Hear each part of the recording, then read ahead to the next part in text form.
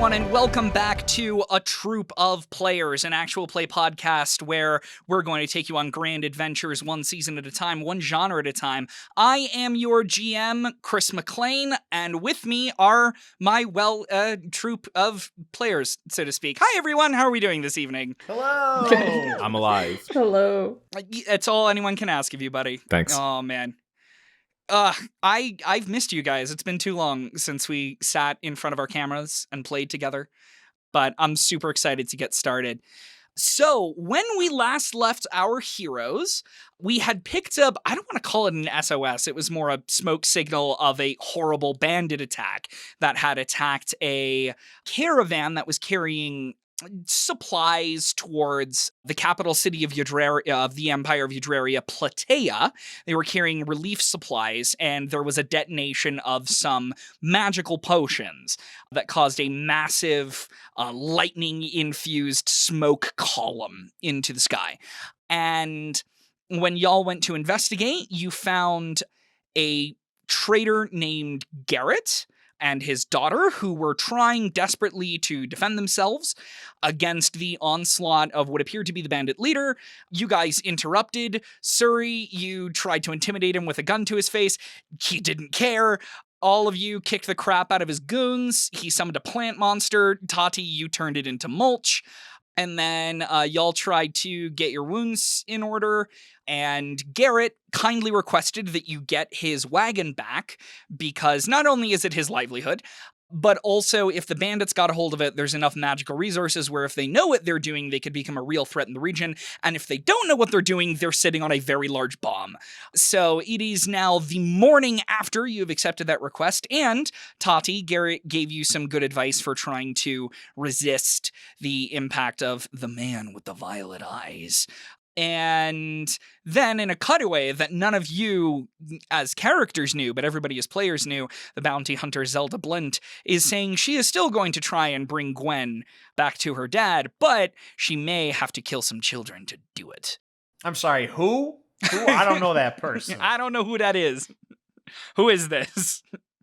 What's your operating number? I don't know who that is. All right, everyone. The way I see it, it's morning. Everybody's waking up. The ship was rather cramped in the evening, given the unfortunate size of the Wren. She's not exactly a spacious vehicle. Hey, the ship is perfect as it is. Oh, of course. There's just too many people on the ship. Excuse me. How dare I disparage the Scarlet Wren? You could take it up with the captain, man. Oh my goodness. Good question. Are we in hammocks or bunks? That's a good question. Suri, how do people sleep on your ship? Hammocks. I think it's hammocks strung up underneath.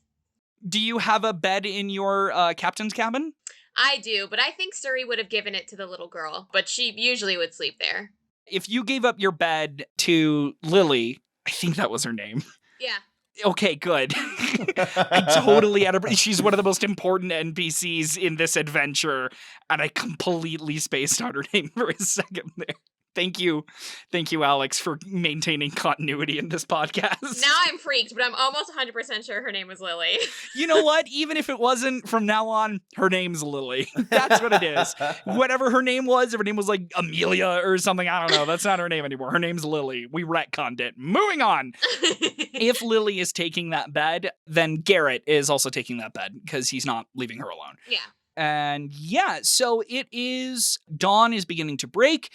As the sun is coming up, the monsters are all scurrying back to their holes.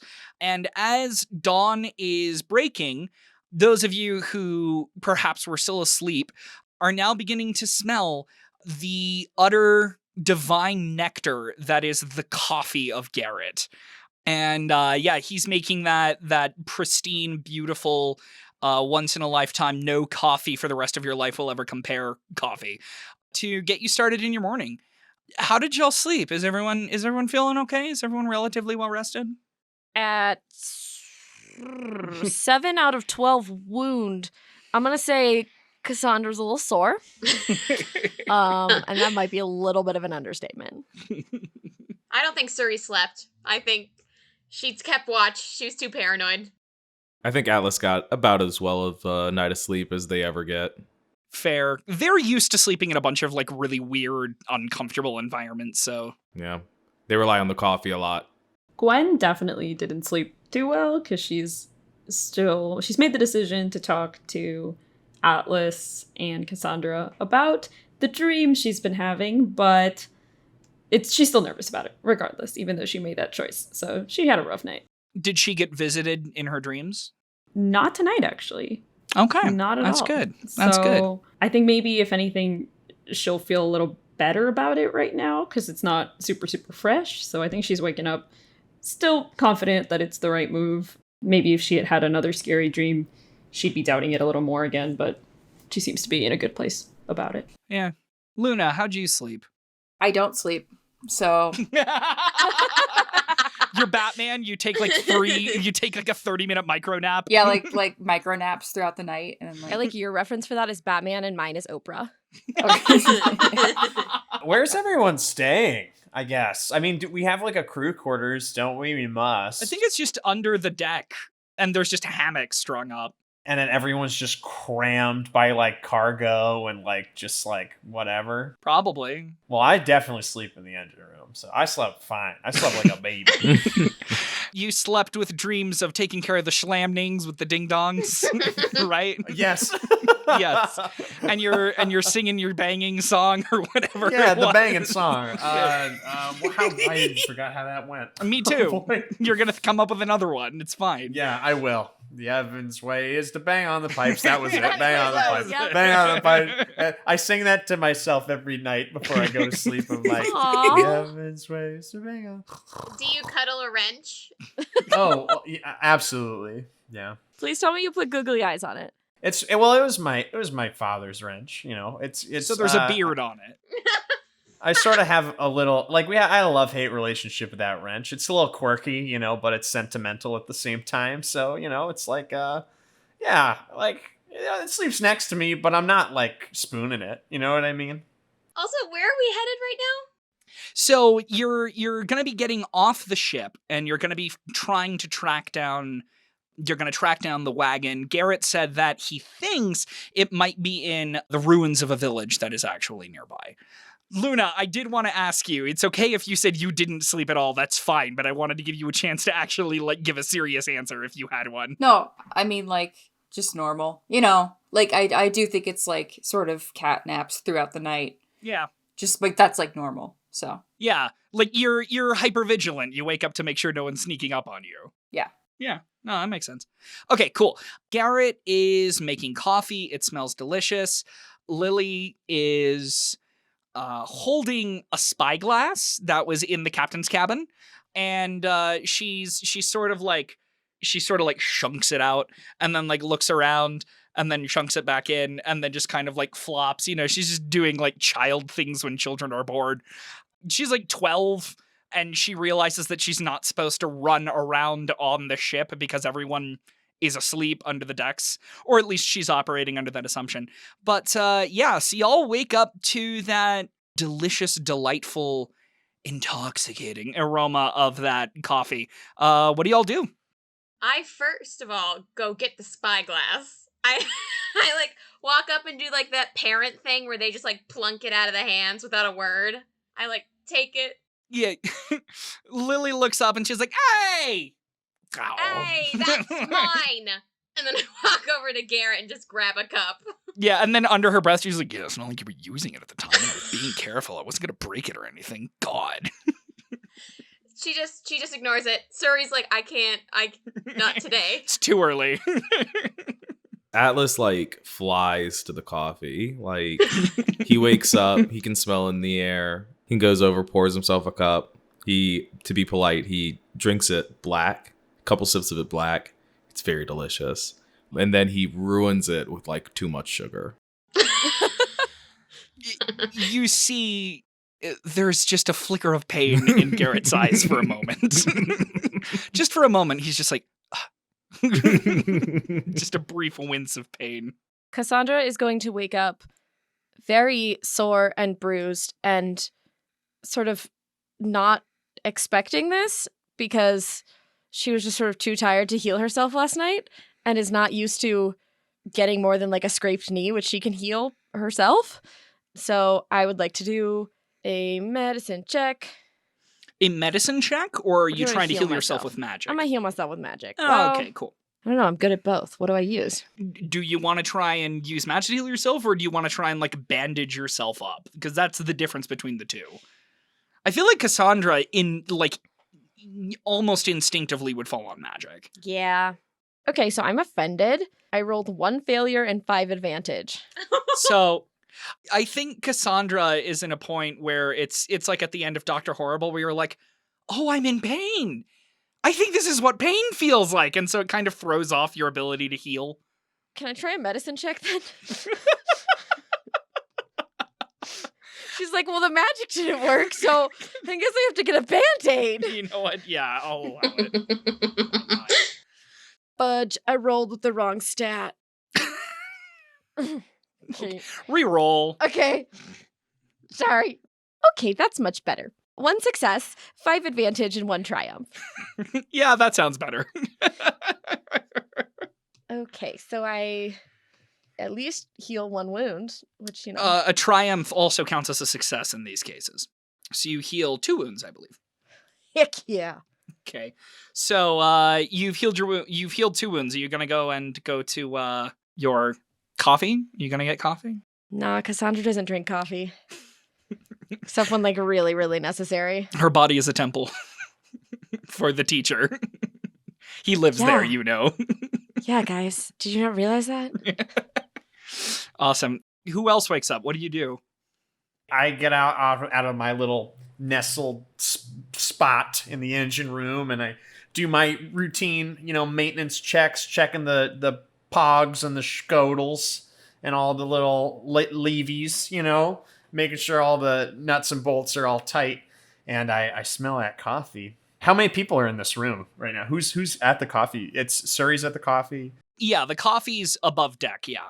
I just sort of like, morning, like, how are you? Like, I'm sort of laughing a little bit because I see that everyone's backs are kind of aching, like their shoulders are super, like high tension shoulders, like all raised, and I'm like, haha, sucks to suck. I go to like get the coffee, and I take a whiff and take a sip, and my soul is transformed, and I get emotional, and I haven't had coffee like this. Like, it's like that Ratatouille moment where I'm like, I'm like shot back, and I'm envisioning like the time, like one of my most fondest memories from like my voyages. And and I shed a tear a little bit. I just look at what was his name again? Garrett. I look at Garrett and I go, yeah, it's all right. And I walk away. Yeah, he raises his mug in acknowledgement. He's like, no, thanks. And then he takes another sip. He's very humble about his coffee. Yeah. He knows what you drank. He saw into your soul. He sees right through me as your life changed forever. Yeah. Just trying to keep my composure. Yeah, so Luna, Gwen, are you guys coming up to get some coffee, or are you staying below deck? I definitely slept in the crow's nest because it is the highest vantage point and thus the most secure. And I also don't drink coffee, but just because it would probably kill me with the level of anxiety that anxiety you I already have. So. Well, it's also you don't want to be reliant on a stimulant to get your day started. That's just that's bad. That's just bad. So I'm just up there like judging everyone from a very high vantage point. Luna's up there just going, I see no teacher up here other than me. And Gwen, how are you doing this morning? Yeah, on a similar note, Gwen does not need coffee today. She's plenty jittery without it. So she's sitting on her bed, just with her elbows on her knees, looking at the floor, sort of giving herself a pep talk, hyping herself up, saying, what are they going to do? Throw me off the ship? Just talk to them. It'll be fine. I don't think they have the authority to throw you off the ship. Yeah, do they know who I am? But she's really just trying to figure out when the right time to go upstairs and to talk to Cassandra and Atlas is, but she's also wondering how she's going to do that without drawing attention to it or making it really obvious that she's singling out two people. So she's sort of just down there making a game plan, thinking of excuses she can make to talk to them without making it super sus. So she'll be there for a while. Well, go ahead, Cassandra. Go ahead. Go ahead, Cassandra. Well, Cassandra's going to go downstairs. Nice. Normally, Gwen needs a little bit of help in the morning as far as awakening goes. This is true. She's, got like Sleeping Beauty syndrome. And so Cassandra is going to come downstairs and investigate the situation, but find a surprisingly upright Gwen. Yes. So Gwen just looks up at her, says, "Oh, super surprised, clearly just didn't expect anyone to come down here. Good morning." Morning. What are you doing up? Enjoying the morning. It's nice. Are you feeling all right? I'm okay. You just told me you're enjoying the morning. Okay, you caught me. Fine. Okay, I need to talk to you about something. Like, really, right now. All right, well, I'm here, so talk. Could you get Atlas too? Without being suspicious about it. Ask him for help with something. Go upstairs and ask him. Tell him you need help with, I don't know. Waking you up. Got it. Okay. Yeah, that's perfect. People will believe that. All right. So, yeah, Cassandra's going to go up and come over to poor Atlas enjoying his delicious cup of coffee and beg his help in awakening the sleeping heiress. But, like, wink really, really obviously. I see you give that wink, and I wink back, and I turn to Garrett, and I'm like, "Hey, can I get another cup of coffee?" Travis is looking at this exchange, and I'm like, that's disgusting. She's his student. What the hell is happening right now? Garrett just sort of pours another mug, and he says, just, I don't mean to rush everyone, but the sooner we can get a move on collecting my effects, the better for everyone. And then he pours another mug of coffee, and then you see he hesitates, and he has to come to a very important decision in his heart. And then he also grabs some sugar for you to take down. I pass my hand, and I go, No, I'm pretty sure Gwen takes her coffee black. There's a visible sign of relief on his face, and he goes, "Oh, yes, all right, cool. Yes, good. Yes, excellent. Yes, good. All right, good." And then he just sips his coffee. I go bring the other coffee to Gwen. Don't be suspicious. Don't be suspicious. When they walk away, when Atlas walks away with a cup and Cassandra, who is not sneaky at all, leaves, I want Suri to go, "Did anyone else just see that? That's not normal, right?" Oh no. But she doesn't do anything. She just gives it a minute. She's like... And everyone ignores her, right? Right? Captain, if it's what I think it is just none of our business. It is absolutely none of our business, nor do I want to get involved. All right. And Suri takes a moment, and then she goes, oh no. And then she goes to Garrett and goes, I need another cup.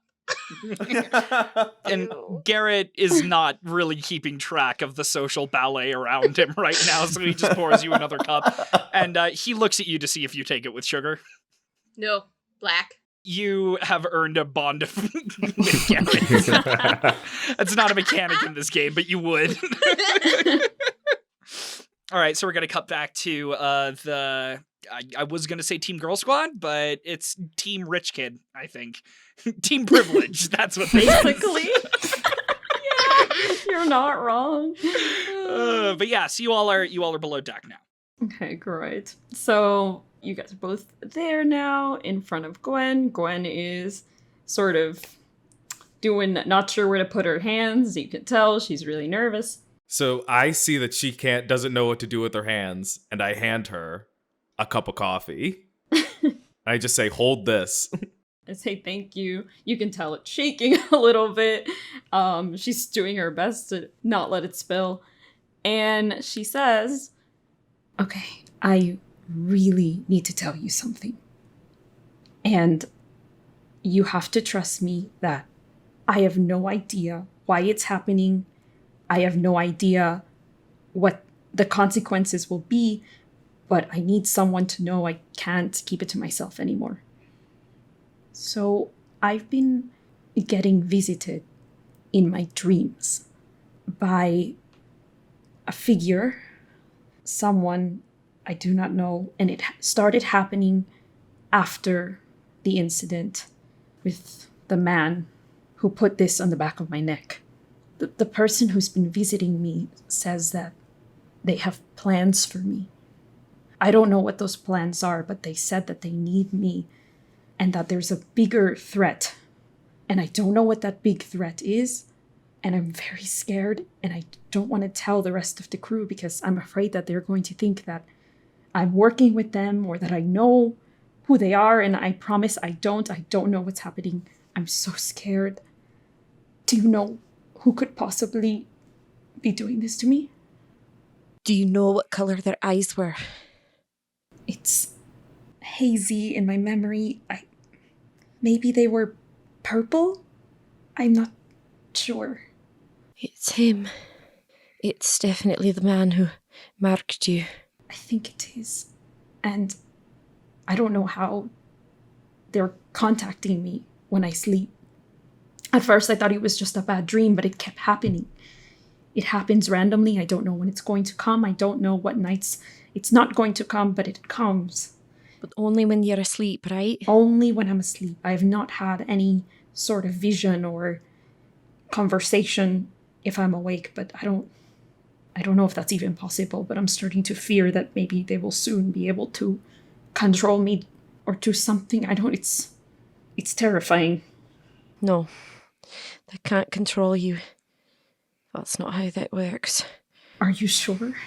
Yes, I think it's similar to my connection with the teacher, but yours could be with the deceiver.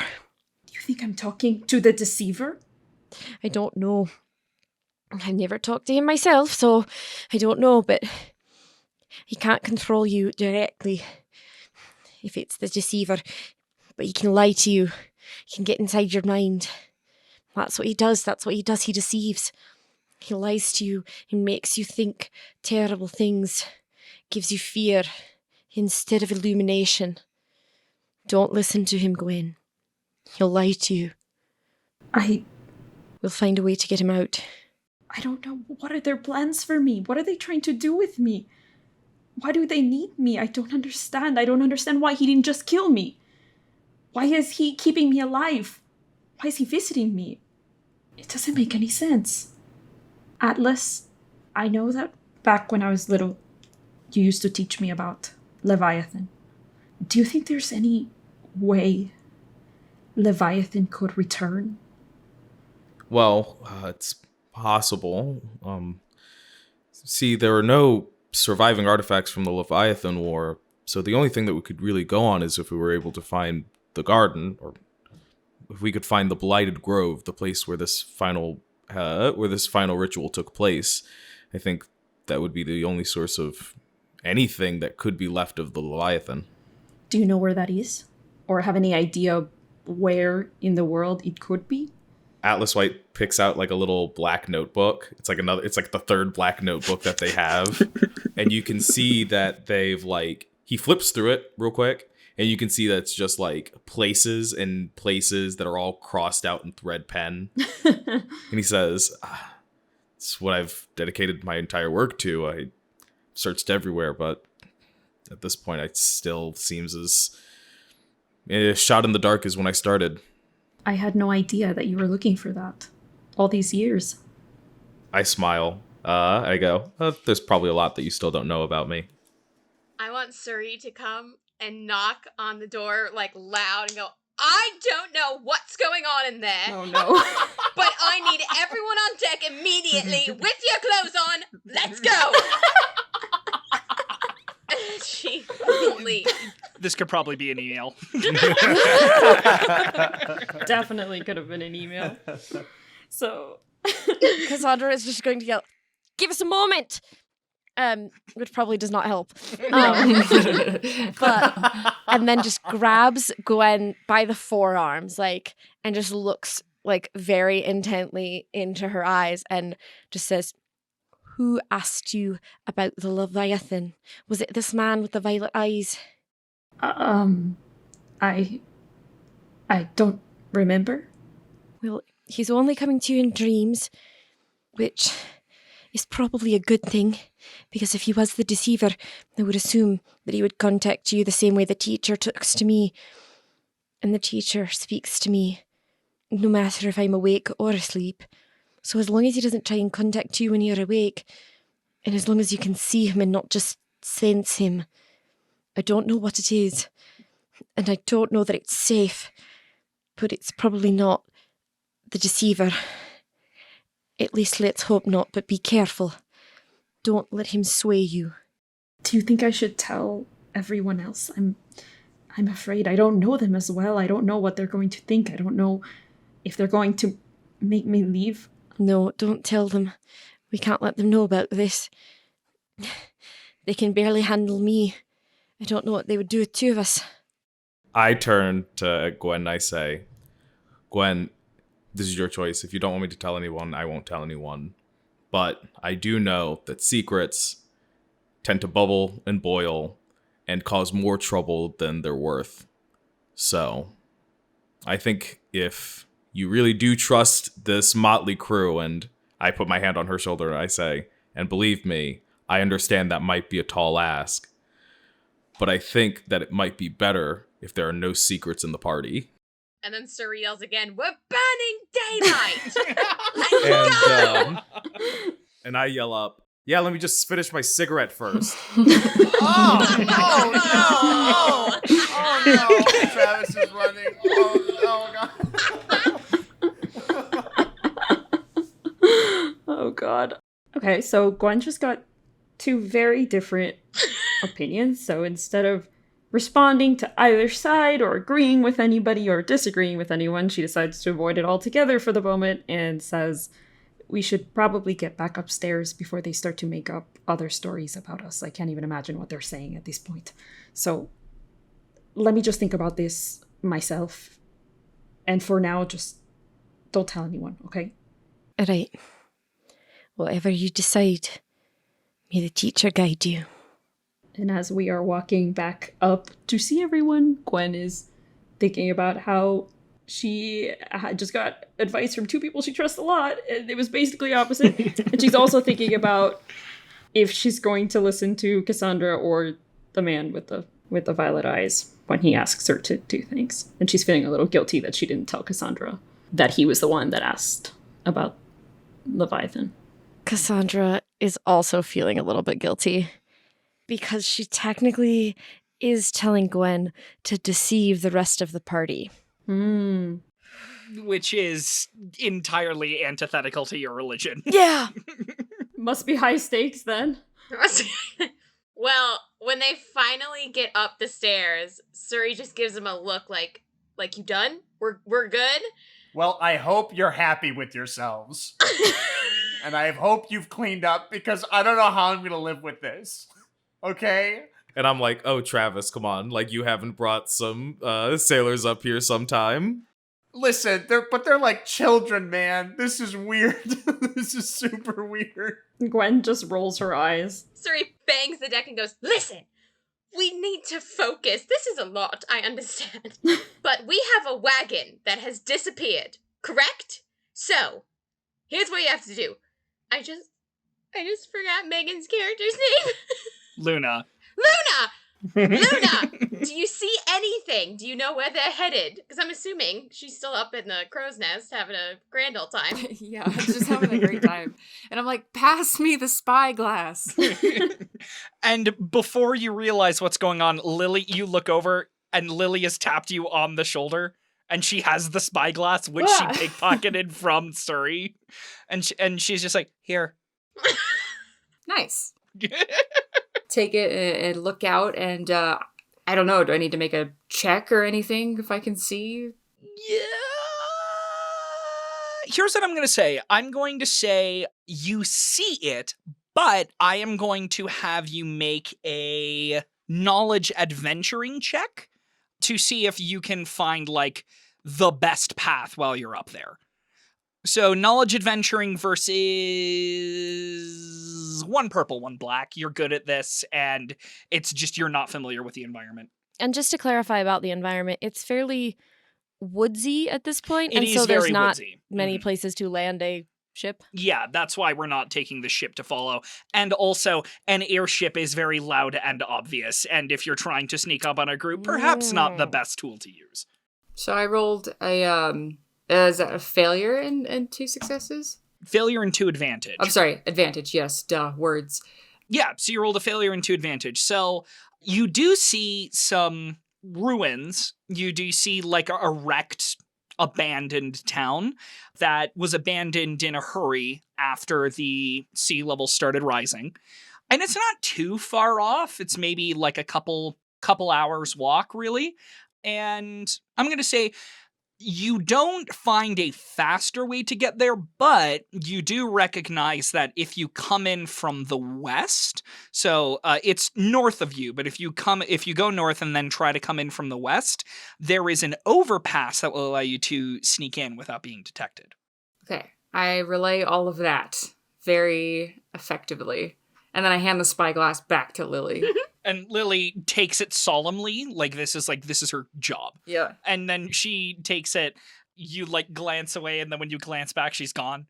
And then she's like next to Suri, and she's handing you the spyglass. Oh, it's to be one of those moments like in what was it, Parks and Rec, when she sees that, it's like, huh, or the office. Suri's like, oh. And Garrett looks at Lily, and he's just like, Lily, we discussed this, and she kind of like rolls her eyes at him, and she kind of like goes over and is just like, can't do my cool anime superpowers. My dad's so lame. These are my cool new friends. I give her like a nice like thumbs up, like, yeah, good job. She appreciates it. Cassandra's just still over here attempting to understand what everyone was insinuating earlier. Still plagued. Oh, God. Cassandra has the heart of a saint and the life experience of a toddler, and I love her. So I guess Suri takes kind of charge and is like, all right, we have all heading. Like, yeah, time to move out. Pack your weapons, pack your things. We have to go. And before she does, she takes the spyglass that Lily gave her back, that's hers, and runs back over to Lily and goes, you're in charge when I'm gone. Take care of my ship. And her eyes get as wide as saucers, and she's like, oh my God. As do mine. I look at Travis like, don't say a word. Just give her this. Garrett puts a hand on her shoulder and looks down at her and is just like, this is a big responsibility, Lily. And then he makes eye contact with you, Travis, and an exchange is somewhere is just like, don't worry, it's gonna be fine. Like it's gonna be fine. Okay. All right. You guys are going to leave with your standard kit. I did want to go over this earlier, but I wanted everybody... I'm not terribly fond of tracking the minutia of tiny items in games, and that was one thing I actually really, really liked about Fabula Ultima was how it handled item points and stuff. So I am going to say everybody leaving the ship, you have basically a ship's kit. And the most important thing to know in the ship's kit is that each of you have 2 health potions with you. Health potions for our purposes are going to follow the painkiller rules for Genesis, and for you guys, that'll be on your cheat sheets. But basically, it's saying the first time you take a health potion, you recover 5 wounds. The next time, it's 4 wounds, and then 3, and then 2, and then 1, because your body is getting acclimated to, in the rule set, the painkillers in our purposes, the alchemical mixture. So not only is it becoming less effective, but also you may end up getting poisoned if you have too much of the potion, because the body can only take so much magical gunk in it. So yeah, that's the most important thing. But other than that, you have like a water skin, and you have a rope, and you have, just general adventuring things. Cassandra made everyone a cheese sandwich. Just for the road. We're probably going to be out all day, so. Cheese sandwich. Aw, that's actually kind of nice. Precious. She somehow burned them. No one knows how it happened. She doesn't have much cooking experience. They're not even grilled. It's not even meant to be a grilled cheese sandwich. It's just bread and cheese and they're burned. No, like toasting. It's a thing she's. I love it.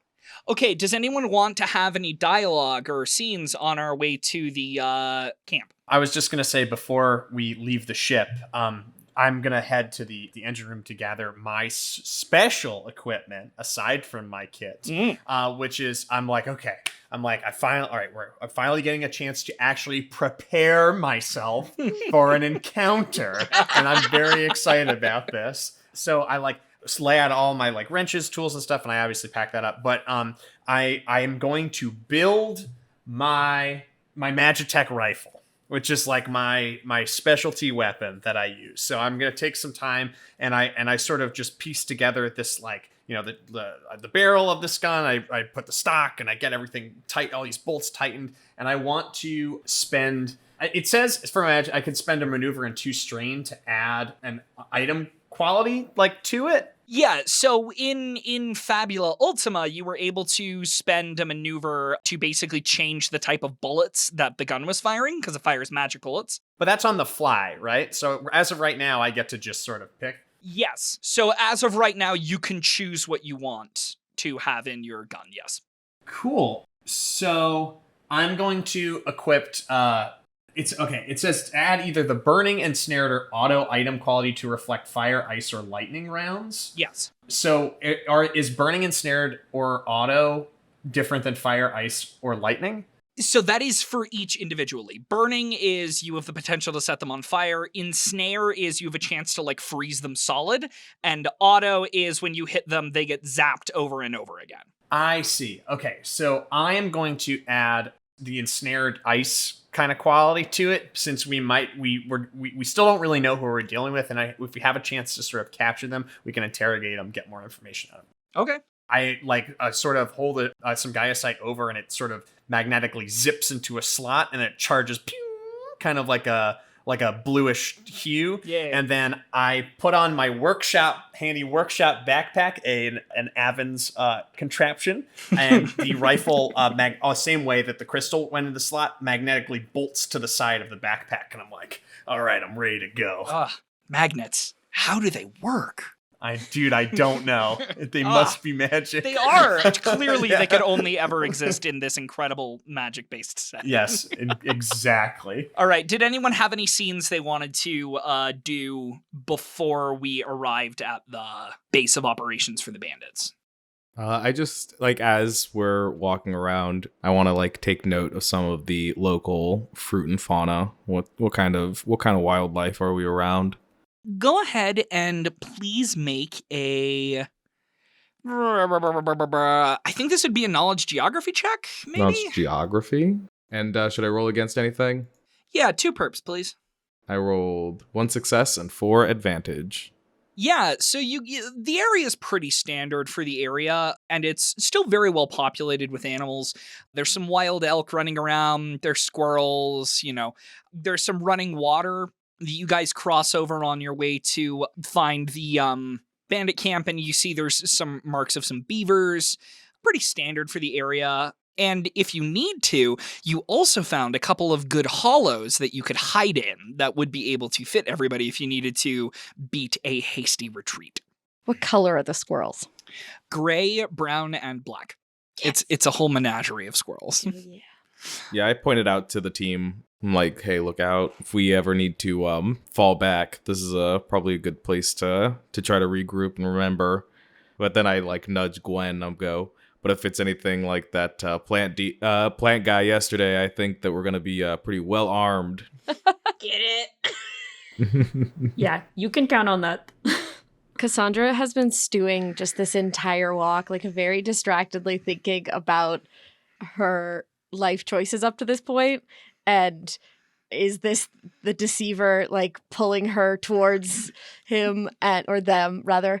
And is this, would she have made better decisions if she had stayed and had the guidance of the professors and blah, blah, blah. And so is just generally sort of not paying attention to what's going on. Yeah, so Atlas can see that Cassandra's wagon. And so they're gonna like fall back with Cassandra. And he's gonna say, like, Cassandra, are you okay? What? Oh, yeah. Well, I'm not sure if I made the right decision by talking to Gwen about that. I might be being taken over by the deceiver, I'm not sure. But if I tell Gwen to lie, that's deceiving, and that's got to be the work of the deceiver. So if I'm under the control of the deceiver, maybe I'm the one under the control of the deceiver. And that does that mean that I've got that severing my connection slowly? And I say, well, okay, calm down, please. It's okay. You told Gwen what you thought was best. And in this case, yes, it might have been to lie, but it was done to protect her and protect everyone else. And you, of all people, know how powerful and terrible the deceiver must be. So I understand how that is, but just like lying, it causes a weight on us. So that guilt is something that you just have to hold unless you're ready to tell that secret and let go of it all. Do you think I made the right decision by leaving Illuminaria? Do you? I thought so, but I'm not so sure anymore. Maybe they were all right when they said I wasn't ready to make these types of decisions for myself. Well, whether or not you're ready isn't the point, because no one's ever ready. That's what I always tell Gwen. So I'm really proud that she's here, because she's proving everyone wrong, that she is ready, doing her own thing, setting her own trail. And to be honest with you, I'm very proud of you being here because you're doing the exact same thing. But I'm not like Gwen. I've never been strong and independent and big-headed. Yeah, Atlas definitely laughs at that.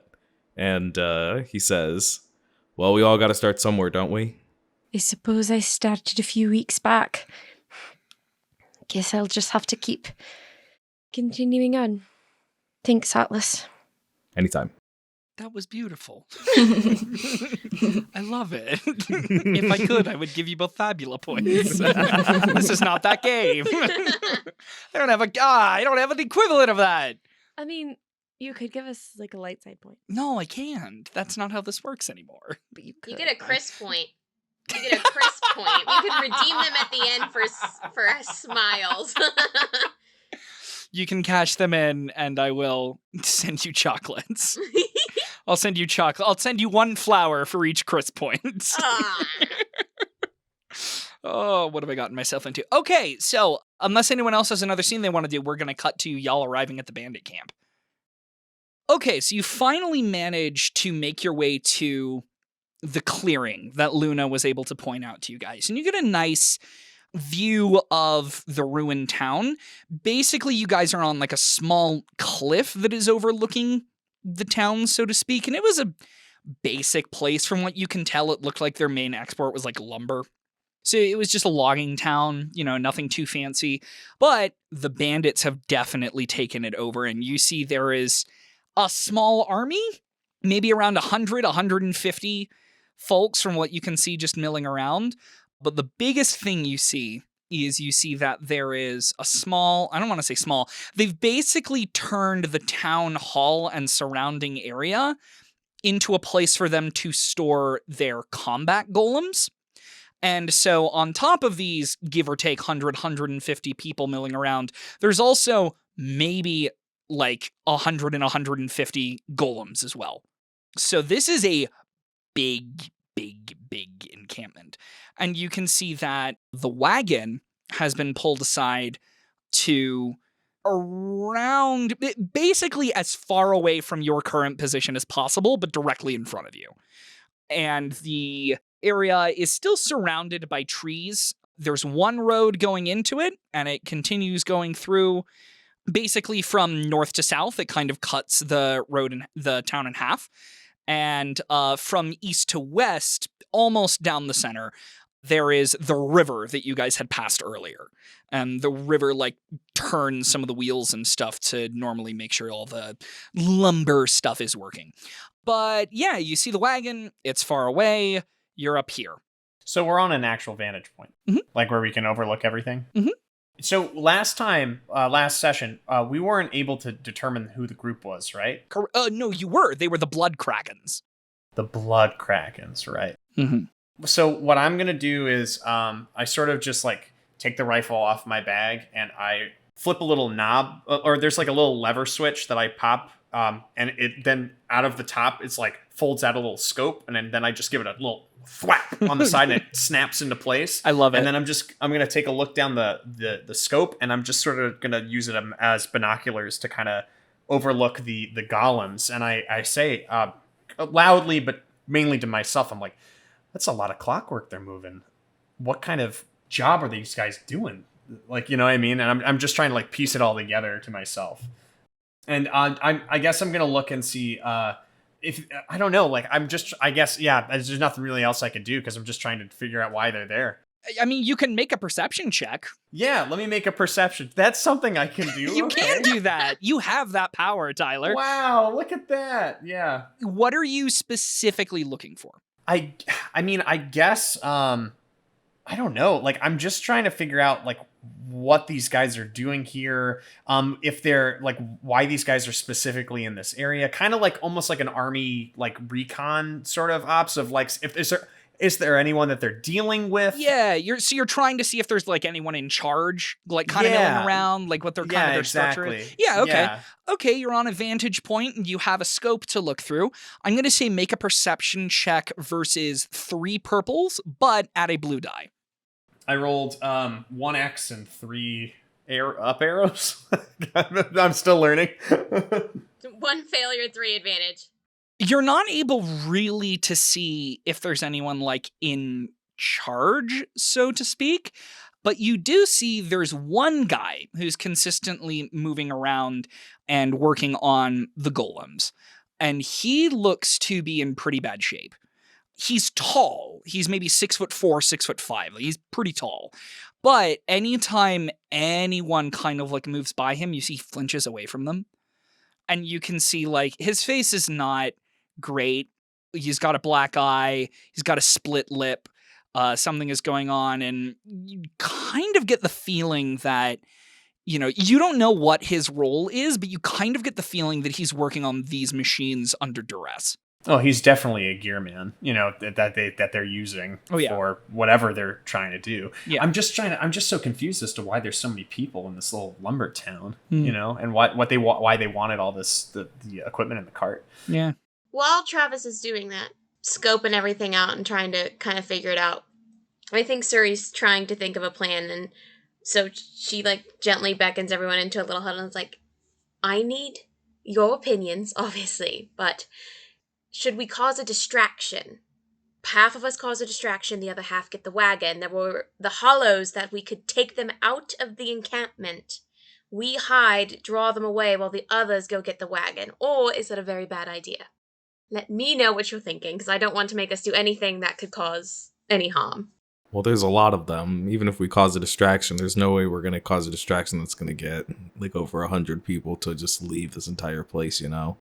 As I'm still scoping, are there any other villagers like in this town aside from the Krakens? The entire village is abandoned. The only people aside from that gearman. Aside from that one gearman, everybody else is abandoned, and it's just the Blood Krakens. Travis, do you think you could hack some of the golems? Make them go a bit haywire? Let's see. And I sort of take out like my little Gaiasite tablet, and I'm just sort of like, I'm poking some buttons and I hold it up in the air, and I'm sort of trying to get a signal read to see if it's like pinging off of any of the golems. And would I be within range to perform an action like that? You would not be within range to do it because it's not strong enough. However, if you got close enough, and especially if you were maybe able to talk to that gearhead, maybe look at some of his notes, maybe look at something that was going on. If you got a little information, you could absolutely attempt a mass hack That is absolutely something you can do. You just would need to get a little closer to do it. Is he clearly like a hostage? He is not wearing any kind of memorabilia or bandit thing at all, and he is very clearly been guarded? abused. Okay, so clearly be a hostage. Okay, cool. Do you have like guards surrounding his workstation? He doesn't have, no, or- that's the thing. He doesn't have guards surrounding him. Nothing like that is going on, but it is very clear, like, anytime anyone walks by him, he's, like, flinching away, he's Okay. keeping his head down, he's trying to work. I say we have a talk with our little friend there. And I point at him. I say, maybe we can get him away from everyone else. Make it known that we are friends and could help him. He might give us some information. So we need to draw his attention and only his attention. That's right. That or we sneak in, grab him, scare him for a little bit before making it clear that we're not going to hurt him. Man, it's a good thing that you have a trained informant and someone who's good at inserting themselves into dangerous situations and extracting things and people. It's me. I was literally just about to say, Luna! Hey. Luna! So what's the exact sort of plan that we want to roll out with here? I look at everyone and I'm like, I'm very impressed. First of all, just want to say, I like your thinking. We could have used more ideas like this before. Suri runs in. I like it. I could get in range to hack these robots, and I think it's important that we do talk to that gearman because he would give us information. The problem is getting past the 150 guards that are in here, right? Or Krakens. So yeah, Luna, like, I guess you take the reins. Do you think you could get some of their clothes and maybe sneak in? I can sure try. How many of us are? I mean, I don't think I could get enough for us all to go in. So how many do we want to procure? If I may offer a voice of God, What? Sure. Divine intervention? The speaker? a bit of a this is the teacher. No, Travis is the one who needs to talk to the guy. So there's not really a need for all of you to go down there. It would just really need for Luna to get Right. Travis down there is really what needs to happen. Or Luna needs to go down there and bring that guy up here. I was about to say, real quick, would I be able to use a utility rune to change some rags into some bandit clothing? Ooh. I hadn't really considered that before. Explain to me how you think that magic would work. You're trying to cast an illusion spell? I would just simple stuff, you know, take like some rags and like some like his coat and stuff, and with the black sand draw a couple runes just to change the color, the texture, the material, so it looks like it would fit in with what the bandits are wearing. So here's what I'm going to say. Here's what I'm going to say.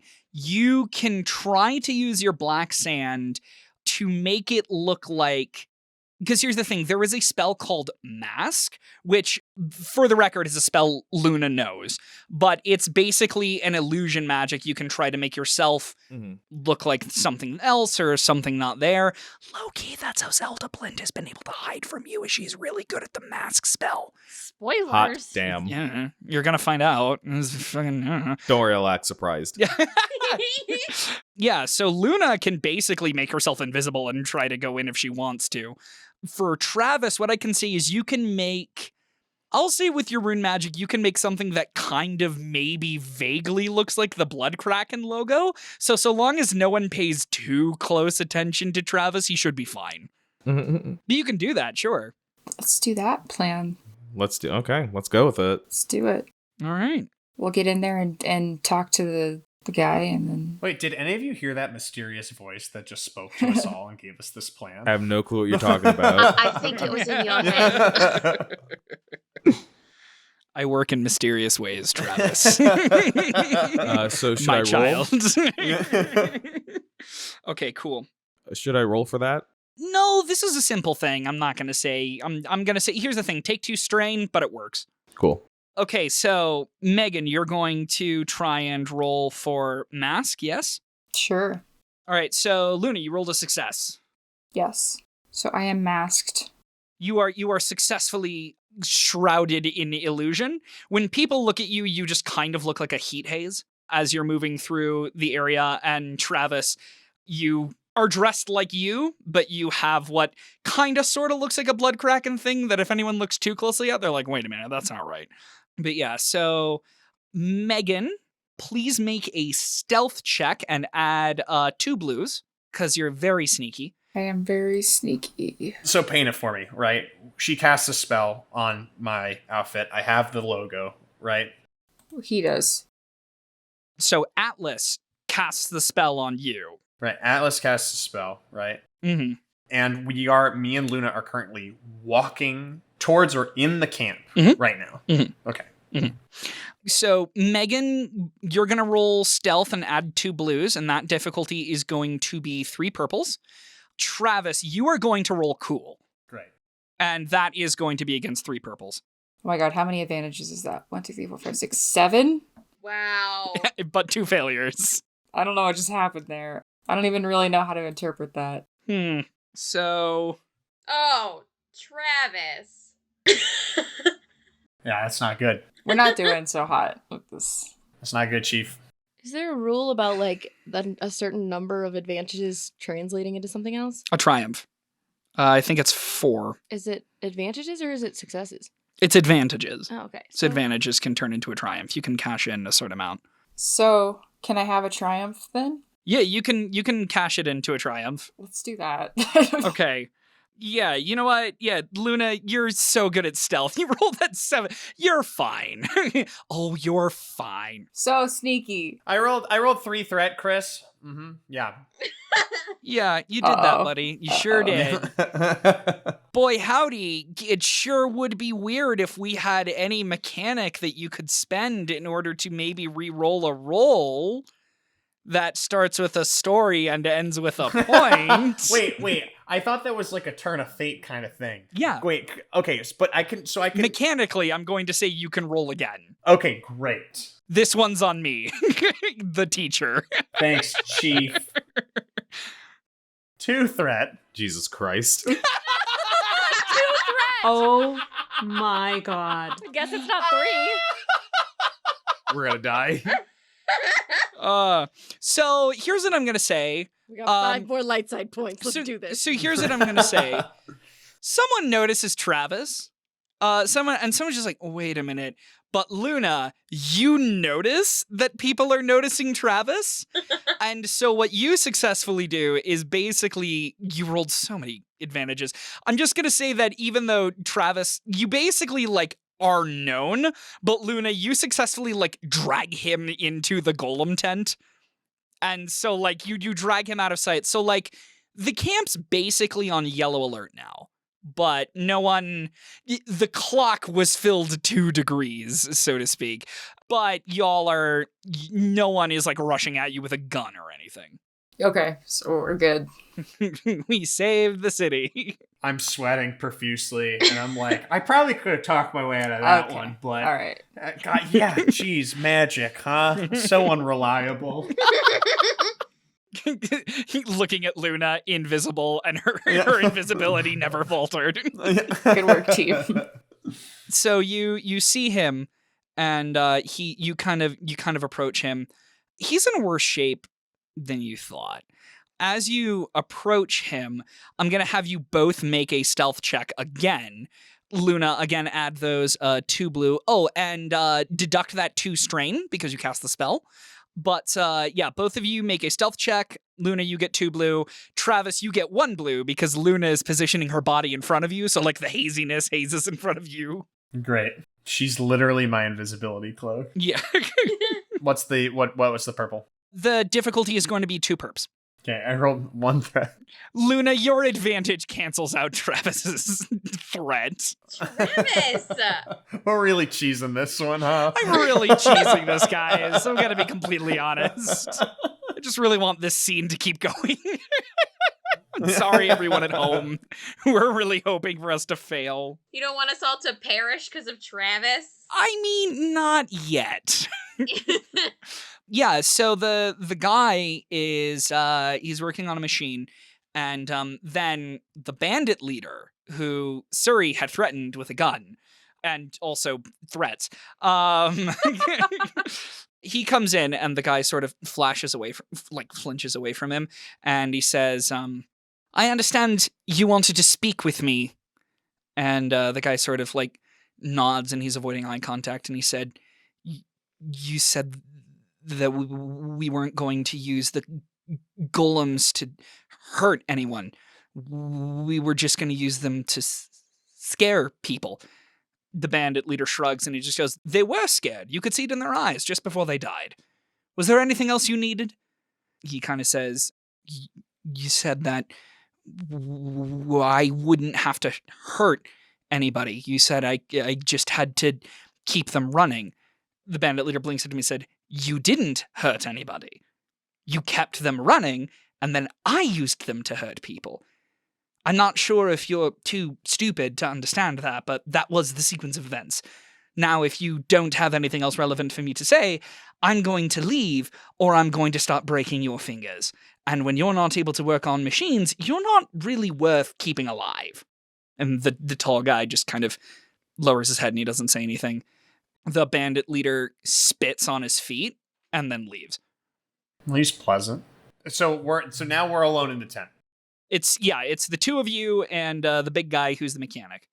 All right, I guess I'm gonna like check just cautiously, and like I'm just gonna approach him like cautiously, clearly not in a hostile way, and I'm just gonna say, "Hey, Gearman." He was not aware that you were there at all, and this really spooks him because he's been hyper vigilant. I'm actually gonna spend a dark side point. Wait, I have a question. Yeah, go ahead. Can I maintain the mask? Because I think it would be funny and maybe effective if Travis, like, I don't know, just, like, pretends he has more sway than he does, and it's just, like, me, like, invisible, like, either blocking this guy's, like, attacks if he swings at us, or, like, smacking his kneecaps. Yeah, I'm gonna say spend another 2 strain, but yeah, absolutely. Absolutely, you can do that. Oh, yeah, okay, I'll do that. But I am going to spend a dark side point, and this dude freaks out when he sees you, and he drops a wrench, and it makes a big ol' clatter. Ooh, okay. Can I catch the wrench? Make an athletics check. Okay. Wow, Luna, you really get us out of shit. Well, now you haven't yet. But... Well, we'll see, yeah. I mean, in the mansion, she most certainly did. I got 3 advantage and a failure. I got good news and I got bad news. Okay.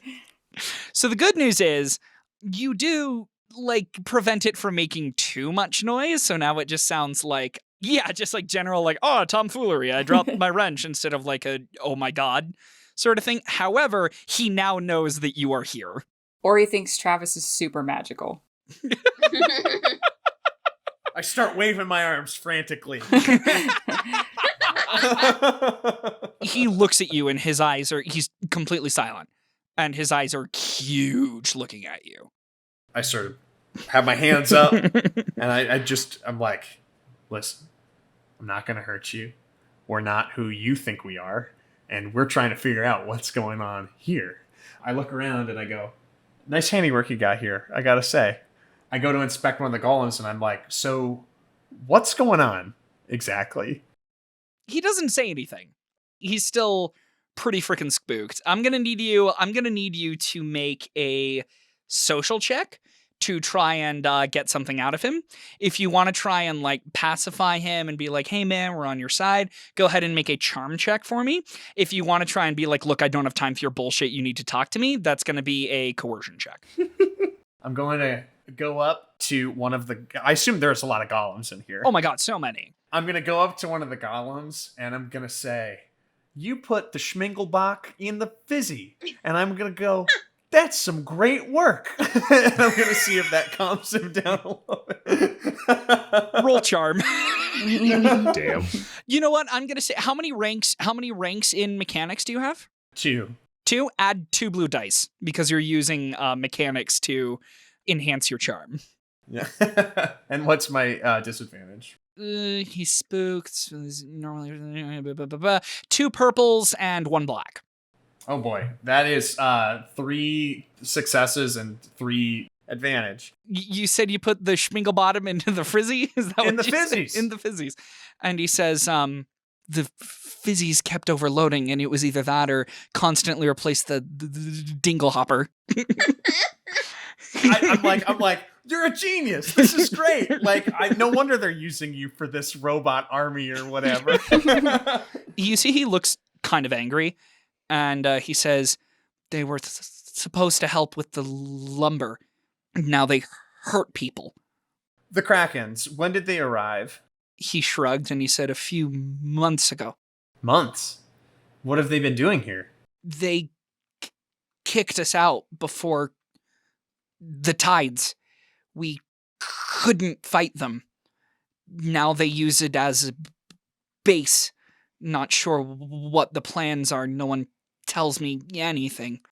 Interesting. Well, you're in good hands now.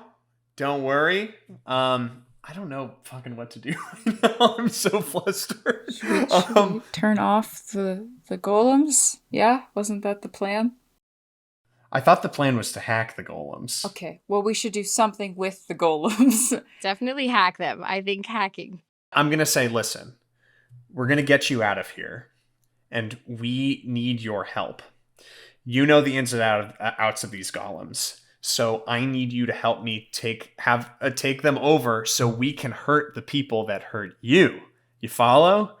And his eyes, you see there's a rage, like after being treated for so badly, but there's also a lot of fear. And he nods and he says, did you come here just to get them? No. We came here for something else, but we can definitely make things right for you in the process. And he thinks about that for a second and he says, what did you come for? There's a wagon that just came into town. It's full of valuable things to me and my companions. We need that wagon. Just so happens you're in the right place at the right time while we're here. He thinks about that and he says, I could try and have them move the wagon on to a boat through the river, solve the problem, and then you take out the leader for me.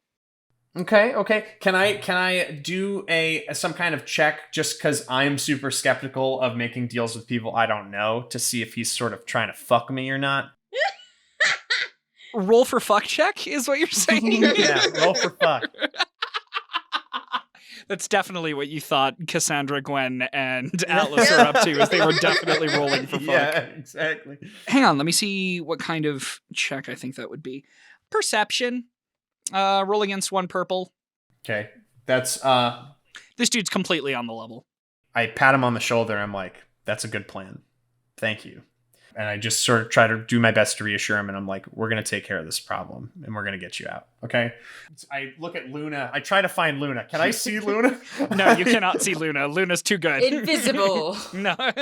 And I'm holding him while like I'm before I talk to Luna, I'm just going to be like, don't panic, okay? And I say, Luna, do you have all that information? Yes, I say very loudly in his ear. and he's like, Jesus! He just like falls back like on his ass. Nice. Red alert, now the camp is... No. Okay, I send him on his way, I guess. I go, get started, and I'll get started on this. Do we want to send Luna back so the rest of the team knows the plan? Yeah, that's definitely the move. Luna, make a stealth check. It's going to be against 3 purples, but add an additional blue because you've been through here once before, so now you know what's going on. But take another 2 strain because you're still using the invisibility spell and it's starting to take its toll. Wait, so how many blues? 3 total? Add 3 blues to your roll, yes. And then 2 purples? 3 purples. 3 purples, got it. Dang it. Oh. 4 advantages, 1... No, sorry. 5 advantages, 1 failure. Can't she turn one of the 4 advantages into a triumph, and that would cancel out the failure, and it would still be 1 advantage. The whole thing's about to blow up anyways. Here's what I'm going to say. Yeah. Everybody is definitely on yellow alert, which is going to make things for Travis and the hostage harder because they are still in the camp, but you successfully get out okay. So you successfully make it back to the camp. Do you sneak up on them still invisible and then like appear in front of them? I think that would be amazing, but I've already played the joke once, so can't do it again. Yeah, but not with people who aren't me. Yeah. No, it's okay. So you just appear. kind of appear and be like, just kind of relay the situation in a way that's going to be way more eloquent than words are coming to me right now. But but then she's also like, we had a bit of trouble getting into the camp, Travis. So they're a bit on high alert right now. If we go in to, take this guy out, we need to be careful. Otherwise, it's going to become a total, absolute mess. No wonder you guys took forever. Yeah. We were wondering what was going wrong. Gwen's like literally just laying in the grass. A squirrel's like laying on her and she's like roasting the acorns, feeding them to the squirrels with her fire gauntlet. Suri's just pacing. Okay, so what's the plan? The world's most dangerous Disney princess. Yeah. Yes. Yeah, what's the plan, Captain? We have to wait for Travis, correct? To do something? They're going to turn the golems on, and the golems are going to attack the bandits. And then while the bandits are being attacked, the golems are going to take the wagon, and they're going to put it on a boat, and send it down the river to where it's where you guys can intercept it and take care of it. And for him to do this, you guys have to kill the bandit leader. Great. That's his price.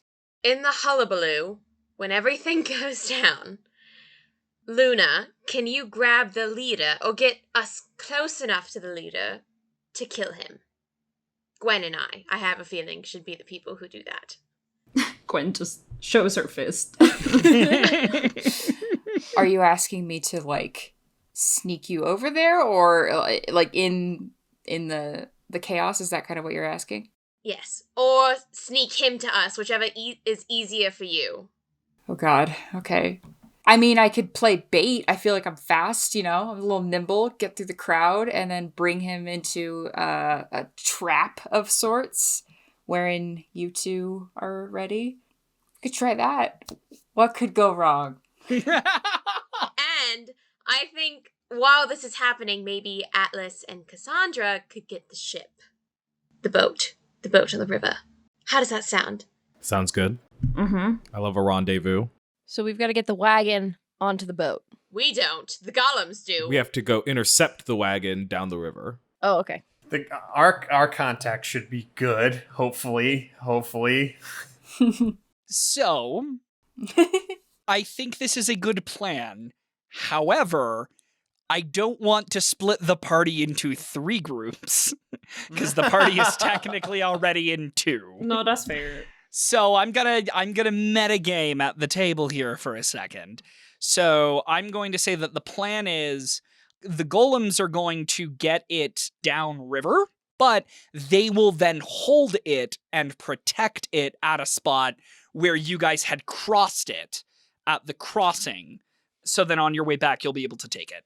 You will, however, it is a wagon. So you are either going to need the golems to stay intact so they can continue pulling it, or you are going to need to find some sort of elk in some capacity to pull the wagon as well. So that is just something you need to consider because it is large and heavy.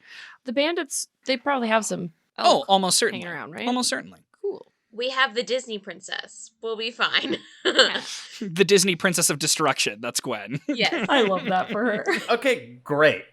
So we're all decided. Yep. So I take out my little hack pad. That's what I'm going to call it. Hackpad. And my hack pad, and I just sort of punch some digits, get the frequency of the Gaia site for lack of a better, whatever. Yeah. Yep. And then I'm just going to sort of try to do my best to program them to not attack us. And then I'm going to hit on. All right. I'm going to need you to make a mechanics check for me. But because you have help of the guy who built these, I want you to upgrade 2 of your greens to yellows. And I would like you to please roll against 2 purples and 2 blacks. So that's 5 successes, 2 threat. So I've got good news and bad news. The good news is it worked. The bad news is they don't turn on all at once. So it is going to take a bit. They are going to keep getting up. They are going to keep doing this, but they're not going to be the immediate like sneak attack jumping on that you wanted them to be. So you are going to have to maybe assist them in attacking while they get to the wagon onto the boat. How big are the golems? A little bigger than the average person size. I'd say like maybe 6 foot, 6'1", somewhere in there. I'm literally going to get on the back of one and going to fire onto people in the camp. Okay. So now I have to roll initiative for mass combat. Mass combat. Let's go. I was not expecting that, but I'm also not mad. Just disappointed. You've definitely disappointed Game Papa this evening. I just went... Oh my god, Sharon almost spit out her drink. I'm sorry, honey. You okay? Oh, I'm sorry. Please never refer to yourself as that again. What, Game Papa? I think it's brilliant. The GP, dude. Oh my goodness. All right, everyone. Okay, here's how I want this to go. I'm going to institute a house rule. This is a highly specific circumstance where there's a lot of chaos going on, and you guys are not going to be directly, like, engaging with madness. You guys are trying to take advantage of madness and rush to a point. So here's what I'm going to say. We're going to roll for initiative. I am going to roll for a couple of things that are going to try and upset you. But what I am going to say is all of you are working together towards a common goal. So you guys decide who goes in the first slot, and then whoever's turn it is, you decide who goes after you in the appropriate slot. So that way you can chain together tactics easier in this chaos. All right, so that's how we're going to do this. So everyone, under special roles, make sure that's dropped down. Go ahead and choose your cool against no purples, and then hit roll initiative. Travis, I'm going to say you are going first because you were the one who opened fire. Yep. As they're turning on, I assume that... Are they all in this tent, all of the golems, or are they scattered throughout the camp? They're mostly here. They're in this general vicinity. There are no actively working golems wandering around the camp.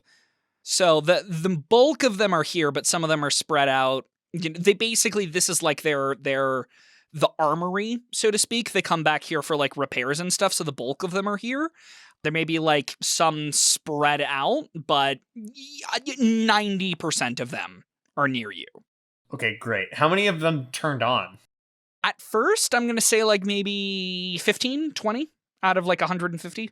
So I'm going to let the first wave kind of go out. Mm-hmm. You know what I mean? I'm obviously not going to ride out on the first one, but as like it gets sort of to like the middle of all the ones that have turned on, I'm literally going to hop on sort of the back of one, and I'm just going to take advantage of all the chaos that's because I'm sure all these guys are caught off guard, and I'm just going to start picking people off one at a one that I deem as the most threat to me at the time.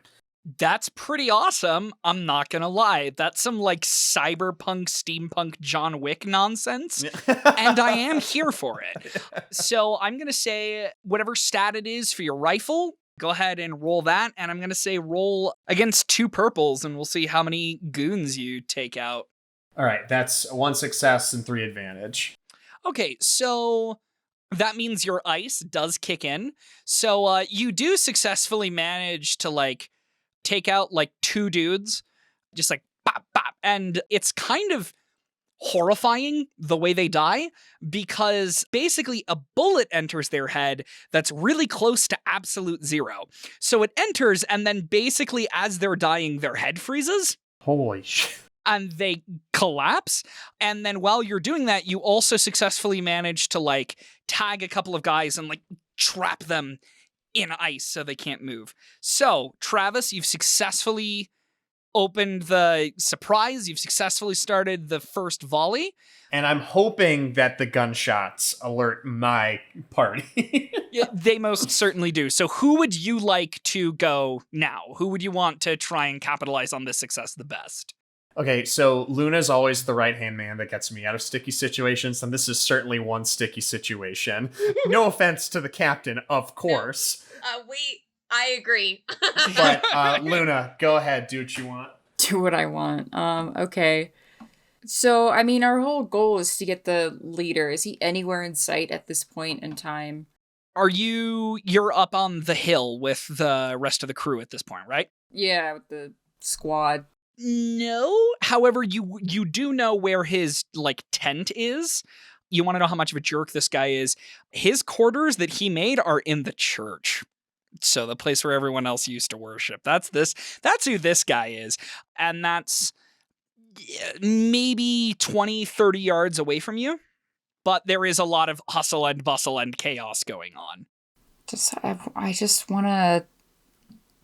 I don't know. I want to try and zoom through so badly, but I don't know how effective that will be. I mean, there's only one way to find out. Let's do it. If things go wrong, they go wrong. Yeah. Okay, so go ahead and roll. So to clarify, you're just rushing, right? You're trying to use your parkour and jumping over people Just and flipping. doing cool shit. Yeah. Yeah, exactly. You're doing handsprings and flips off and of heads and So stuff. of course, yeah. No, you're an anime protag. It's amazing. Yeah. You're Naruto running on their heads. So I would say roll athletics versus how hard is this? I'm gonna say against 3 purples. Roll athletics. Oh, I did okay. Yay. Okay, so here's what happens. I'm gonna say you successfully managed to make it to the other side of the street. Oh, before I say anything else, roll a discipline check against nothing, no purples. I'm doing this so that you can recover strain after the magic you've been casting.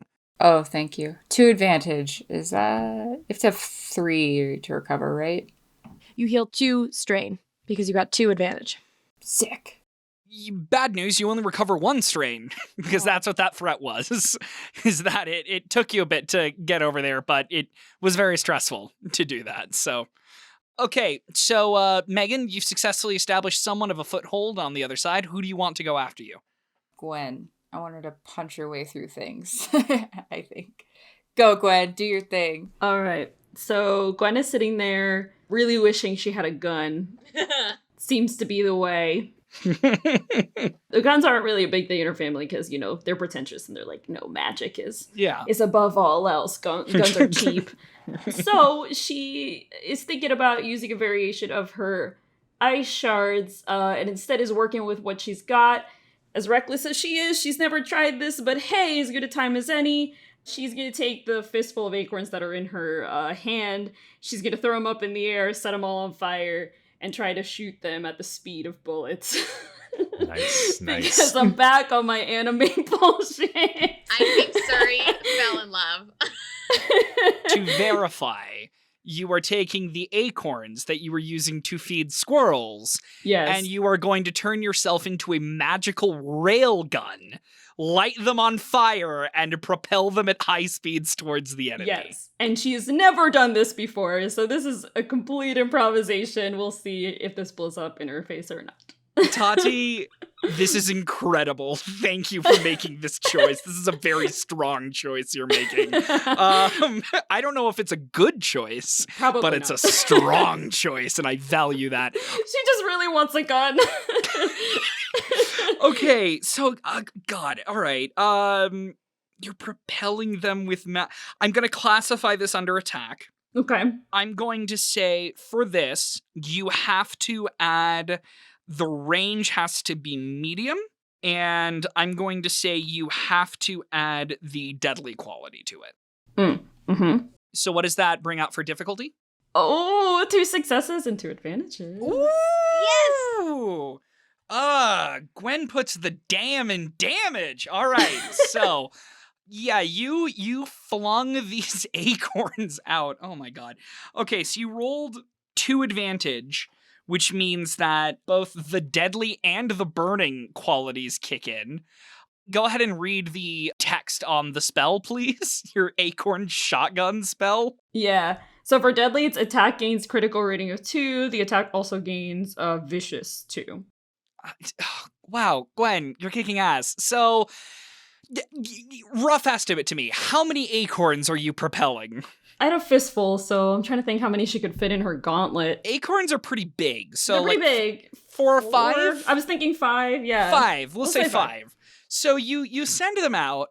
Here's the thing about magic, is magic is really good at putting a lot of energy into a very little space. So when you send it out there, functionally what you have sent out is tiny, like, little explosive wooden shards. So when they impact, they spread out and they start shredding. And while they are shredding, they are lighting on fire. So you have successfully, into the chaos, as golems are beginning to rise up and move forward and, like, wreak havoc, you just send death splintering at these people. And you successfully clear a path where now you all will be able to rush down and follow Luna successfully, because Luna definitely led the charge on that one. Amazing. Awesome. Gwen, who do you want to follow up on that incredible weeb bullshit? I'm so glad you appreciate that. I do. I really do. If anyone was going to, it's you. I'm gonna pick Suri. After all that, I'm gonna turn to my captain and I'm gonna hand it off to her. All right, Suri, you're up, baby. All right, so Suri needs to get to the church. So how clear is her path now to get to the church? Relatively unimpeded. It is still a battlefield. I would like you to know, as the captain, as a maneuver, you are able to try and make a leadership check to try and inspire the rest of the crew. And if you succeed, they add blue dice to their rolls. I would like to do that. Okay. If you succeed, you're going to have to give a nice, cool, rousing speech, or just some sort of, like, cool thing that actually inspires them. So, go ahead and make leadership versus 2 purples, please. Okie dokie, 1 second. Okay, so it only counts for uncanceled successes, so everybody within earshot, which I think is everybody except for Luna and Travis, on your next roll out of blue. Yes. But, Suri, what do you say to inspire your crew? Suri's not eloquent. Suri looks out into this burning battlefield of acorn shards and golem shards and just complete disaster, and looks at all of them and goes, "Don't fuck it up! You're doing great! Keep going!" That's it. How very RuPaul of you. Is that it for her? Does she sprint to the church? Now go ahead and make an athletics check for me. Great. I want her to get me to the church on time. Let's see. All right, I'm gonna That was good. You know what? You add a blue die to your roll too. That was good, kid. I'm gonna give you that. That one's on me. Oh my god. That one's on me. Okay, so go ahead and make an athletics check versus 3 purples, please. Excuse me. No. Between everybody did really good work, so go ahead and roll 2 purples, because Gwen and Luna have successfully softened them up. Got it. 1 second. 1 failure, 1 triumph. Here's what I'm going to say. You don't make it to the church. You do wind up getting caught up in the melee. Mm-hmm. So everything is kind of going crazy, which does help because, so it was Travis, and then it was Luna, and then it was Gwen, and then it was, sorry. Okay, so, yeah, you do get caught up in the melee. Who's with you to help you try and get through the melee? Who goes next? I'm thinking Atlas. Keep the baby out of the violence. Yeah, I feel like baby needs to go last. Everybody puts baby in the corner in this point. So you said we're like caught up in the melee. Is there like the one big dude in front of us, like trying to strong arm us or whatever? Do you want there to be? So yeah, I like Then there is. when we turn the corner and there's that guy who's like trying to stop us. Yeah. I've been smoking a cigarette this whole time. Want to point that in your face. I pull the cigarette out of my mouth and you can see that there's a little rune I drew on the cigarette earlier, and I I'm putting it out like in his forehead, and as I do, I like push it back a little bit and I set the rune off. It has a fire rune on it. Oh my god. You weebs. I love you. I can totally see this where it's like you take the long drag and then it cuts to the side where it's just like you see like where it's like a profile. Like yeah. as the flame is passing the room. Yeah. Oh my god. All right. This is too cool. I love you guys. Yeah, this is rune fire magic. So just it's an attack with the burn quality. So I think that's just 2 perps versus your rune magic. So 2 advantages. So I've got good news and bad news. Rip. The bad news is you didn't really hurt him. The good news is you did set him on fire. At least there's that. So he's pretty peeved. Dude, you didn't roll a blue die just on its own because you didn't add that blue. You are correct. It's just another advantage though. He's just he's so on fire right now, and the spell only costs you 1 strain. Let's say that's what the other advantage is instead of 2 strain. Okay, so now it's his turn. He's gonna try and attack you with his fearsome, on fire, big meaty claws. Well, these claws ain't just for mating. What's your soak? 3. So you take 3 wound. Nice. So basically what winds up happening is like you set his head on fire, he screams, and then he just decks you in the face. So the only person left is Cassandra. So what do you want to do, baby? She's probably followed behind their path of destruction, Yeah. I would assume, to Yeah. get herself to said church. Correct? You tell me, babe. Okay. Yeah, I would assume that she has just sort of tried to follow them through this and like not get hit by either a golem or a bandit and stay with the party. But she sees Atlas get decked in the face in this church. They're not at the church yet. Oh, they're not? No. They're caught in Oh. the melee in the middle of the street. Oh, okay. Never mind then. You can still be mad. Yeah. It's not the same. But she is going to try and help out her buddies and to augment them. Okay. And she is going to... You might want to give them haste just so they can move more. Yeah.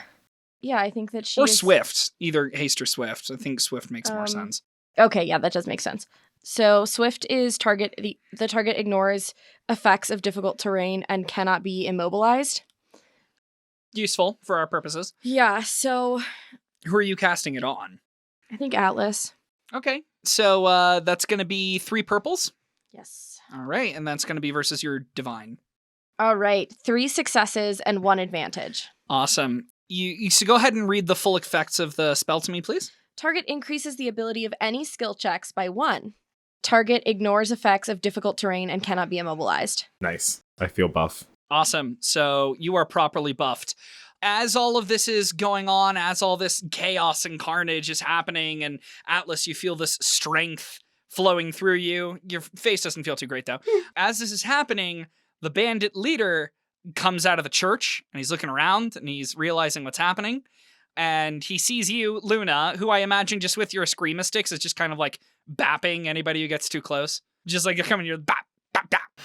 He sees you coming up, and he sees everything that's happening, and he gets very pale.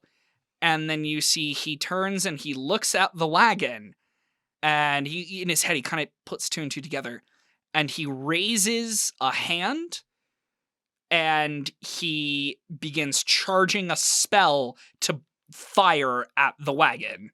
And that is where we are ending tonight's session. No! Christopher! No! I had to weigh. Oh, God. Write it down. Write it down. Yeah, Oh, write it let down me so write you this don't down. forget. Oh man, come on! You know I gotta leave you on a cliffhanger. I can't. Of I course. can't just. That was great. I gotta leave him at home questioning, right? All right. So, as is tradition, we are going to have our awards for MVP and embodiment. As always, MVP is who mechanically helped us out the most, who used the rules in the game to try and get us further to our goals. And embodiment is who do you think roleplayed the best? Who do you think inhabited the essence of their character the best? As always, I do not get a vote. If anybody ties, they both win. My vote for MVP is Luna. Travis is Luna fanboy. I would also We stand think- the queen. Always get me out of situations. Yeah. Oh, stop. I think without Luna, we would not make it this far this time. Yeah, I vote Luna. It sounds like it's unanimous. Yeah. Definitely. All right, Luna, congratulations. You win the MVP for this episode. Next up, embodiment. Who do you think inhabited their character the best? I don't know. Y'all fucking crushed it. Atlas. My vote was for Atlas. Yeah. I mean, honestly, all of you were amazing, but yeah. Atlas. I think we had some really great role-playing scenes. I Yeah. think from Yeah. across the board, I think everybody had a moment where they got to really shine with role-playing. But it does sound like that our resident wonderful Professor Atlas White wins the Embodiment Award. So, Mike, congratulations. You are going to get a mild XP boost. Thank you. Woo. Amazing. Okay, everyone, thank you so much for tuning into A Troupe of Players. I certainly hope you folks at home had fun listening in. I know I had fun playing. I think I can speak for everyone here at the table that this was a great time. So we will hopefully see you next time. And until then, be well, my friends. Hey, GG. Thank you for listening to A Troupe of Players, an actual play podcast, featuring the talents of Tatiana Bustamante, Megan Denning, Michael Jones, Alex Koza, Tyler Lynch, Chris Maclean, and Sharon Ray Ryan. Editing for this episode was provided by Mitchel Shire. Our logo was designed by Coleman Connell. Fabula Ultima is developed by Rooster Games. It is scheduled for release in 2022 and will be published by Need Games. This podcast uses playtest materials and may not reflect the official rules upon release. The setting and characters of this podcast should not be considered canon for any official Fabula Ultima content. For more information on the game, please visit www.needgames.it or www.fabulaultima.com. That's FABULAULTIMA.com. If you would like to support the development of Fabula Ultima, go to www.patreon.com/roosteremma. That's patreon.com/roosterema.com. Reach out to us on Instagram or TikTok for more information on the cast, crew, or lore of the game at A Troupe of Players, or send us an email at atroupeofplayers@gmail.com. That's at ATROUPE of Players.